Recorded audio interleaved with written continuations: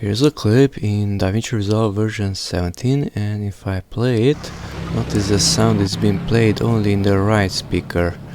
Okay, so how to send the sound to both of them, because I used an external microphone. Right click on the clip itself and come here to clip attributes and take a look here. We have video and audio, and as source channel, let's see which one contains the sound. So let's try channel 1, and after clicking OK, see what happens to the wave line.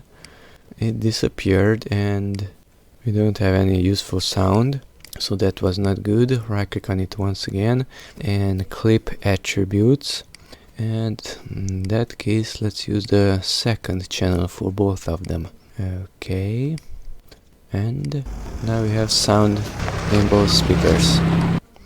Okay, you can do that here in the media pool also. So for example, this one also has sound only in the right speaker, so you can select multiple files, right click on them, also clip attributes, and from here do the same thing, use the second channel and click OK. And now this should have also two channels after I drag it once again, because if it's here it has sound only in the right channel. So delete, import once again those, and now yes, there is sound in both channels and both channels.